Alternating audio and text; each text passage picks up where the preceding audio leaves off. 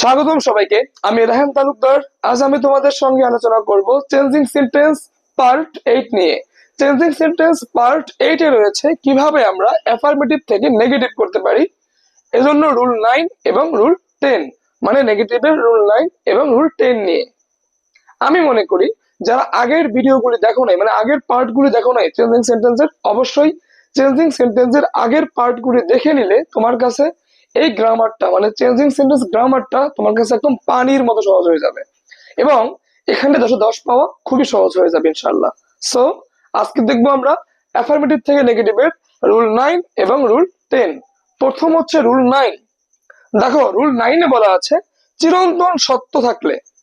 চিরন্তন সত্য কি, শোনো, মানে এমন কোন বাক্য, এমন কোন সত্য, এমন কোন কথা যা সারা জীবনই সত্য ছিল, হ্যাঁ একই রকম ছিল। যেমন আল্লাহ একজন, কখনো কি আল্লাহ তোমার দুজন ছিল? মানে আগেও একজন ছিল, এখনো একজন, পরেও একজন থাকবে।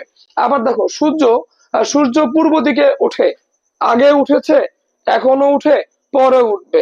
মানে যে কাজটা সারা জীবনই কি একই রকম হয়েছে, সারা জীবনই একই রকম ছিল, সব সময় একই রকম ছিল, আছে এবং থাকবে। এটা কি বলে? ইউনিভার্সাল ট্রুথ অথবা চিরন্তন সত্য। তো যদি বাক্যটা ইউনিভার্সাল ট্রুথ হয়, মানে চিরন্তন সত্য হয়, চিরন্তন সত্যকে ইংলিশে বলে ইউনিভার্সাল ট্রুথ। ইউনিভার্সাল ট্রুথ থাকলে অ্যাফার্মেটিভ থেকে নেগেটিভ করার নিয়ম, এটা কিন্তু পরীক্ষাতে অনেকবার এসেছে। তো চিরন্তন সত্য থাকলে অ্যাফার্মেটিভ থেকে নেগেটিভ করার নিয়ম, বাক্যের শুরুতে, মানে ওই যে বাক্যের একদম শুরুতে তুমি লিখবা we can not deny that. Deny মানে অবহেলা করা, উই মানে আমরা, ক্যান নট মানে পারি না, ডিনাই মানে অবহেলা করতে, দ্যাট মানে যে আমরা অবহেলা করতে পারি না যে। তো তোমরা বাক্যের শুরুতে, মানে একদম বাক্যের শুরুতে তুমি কি লিখবা বলো তো? তুমি লিখবা we can not deny that. একদম বাক্যের শুরুতে লিখবা, একদম বাক্যের ফার্স্টে। হ্যাঁ, we can not deny that, আমরা অবহেলা করতে পারি না যে। তারপর সম্পূর্ণ বাক্যটি লিখতে হবে, তারপর একদম হুবহু করে, মানে একদম হুবহু তুমি ওই সম্পূর্ণ বাক্যটা লিখে দিবা। একদম সহজ, মানে দেখো তুমি কিন্তু মানে পানির মতো সহজ। দেখো তুমি, এই যে দেখো তোমাকে এক্সাম্পল দেখাচ্ছি আমি একটা। এক্সাম্পলে বলা আছে দ্য আর্থ ইজ রাউন্ড, পৃথিবী গোল। পৃথিবী কেমন গোল ছিল না, মানে আগেও গোল ছিল, এখনো গোল। আর 100 বছর 1000 বছর পরেও কি পৃথিবী গোলই থাকবে। তো যে কাজটা আগেও ছিল, এখনো আছে, পরেও থাকবে, সেটা কি ইউনিভার্সাল ট্রুথ, চিরন্তন সত্য। তো পৃথিবী গোল, এটা কি চিরন্তন সত্য। তো চিরন্তন সত্যযুক্ত অ্যাফার্মেটিভ বাক্যকে নেগেটিভ করার নিয়ম, বাক্যের শুরুতে we can not deny that লিখবো। দেখো কি লিখবো, একদম বাক্যের ফার্স্টে we can not deny that. এটা লিখে কি লিখবো বলতো? সম্পূর্ণ বাক্যটি লিখতে হবে, মানে হুবহু লিখবো আমি। দেখো কি লেখা আছে এখানে বাক্যটা, the earth is round, the earth is round.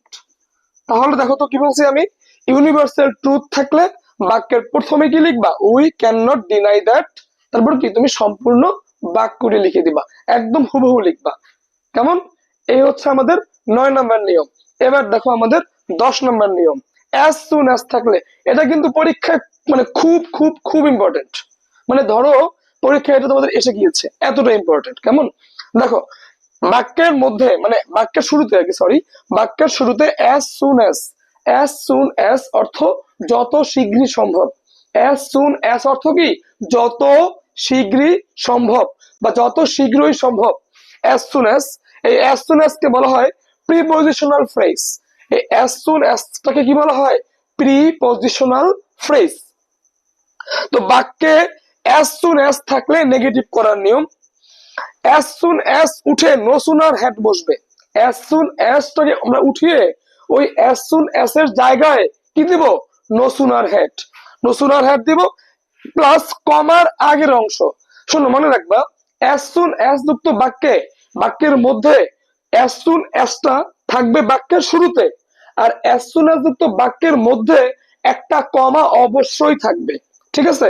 মানে অ্যাজ সুন অ্যাজ যুক্ত বাক্যে, বাক্যের মধ্যে একটা কমা কিন্তু অবশ্যই থাকবে। তো আমরা অ্যাজ সুন অ্যাজ উঠে কি লিখবো? নো সুনার হ্যাড, কমার আগের অংশ লিখবো। নো সুনার হ্যাড লিখে কমা থাকবে না, কমা, তুমি কমার আগের অংশ লিখবা যেটা আগে আছে। তারপর কমাটা উঠিয়ে তুমি দিবা দেন, কি দিবা বলো তো?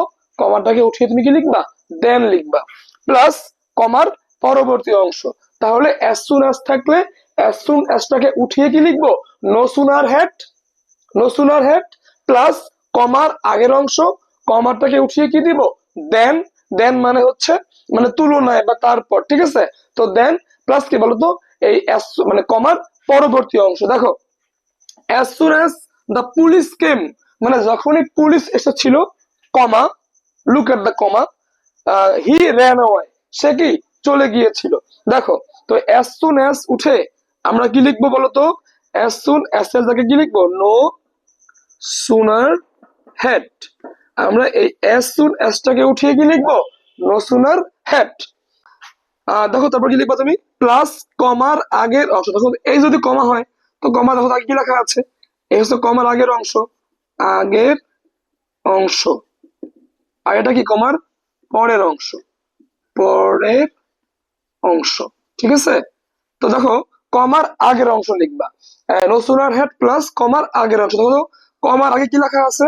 The police came, the police came. কেমন? কমা উঠে দেন, এই কমাটাকে উঠিয়ে তুমি কি লিখবা বলো তো? দেন, THAN, দেন। কেমন? এবার দেখো কমার পরবর্তী অংশ। দেখো তো কমার পরে কি আছে? হি ran away, হি ran away। তাহলে as soon as উঠে no sooner had লিখলাম, প্লাস কি কমার আগের অংশ লিখলাম, কমা উঠিয়ে দেন লিখলাম, কমার পরবর্তী অংশ লিখলাম, তারপর কি ফুল স্টপ। এই হচ্ছে আমাদের রুলস নাম্বার হচ্ছে 9 এবং 10। তোমাদের সঙ্গে আমি পরবর্তী ভিডিওতে আলোচনা করব অ্যাফার্মেটিভ থেকে নেগেটিভের রুল নাম্বার 11 এবং রুল নাম্বার 12 নিয়ে। কেমন? আর যারা আজকে যদি কোনো কোশ্চেন থাকে অবশ্যই কমেন্টে বলে দেবা প্লিজ। আর হ্যাঁ, এভাবে সহজে ইংলিশ শিখতে চাইলে অবশ্যই সাবস্ক্রাইব করে রাখবা ইনসেন ইংলিশ মেথড। তুমি কিন্তু আমাদেরকে ফেসবুকেও ফলো করতে পারো, আমাদের ফেসবুকের পেজের নাম হচ্ছে ইনসেন ইংলিশ মেথড, এই সেম নেমেই।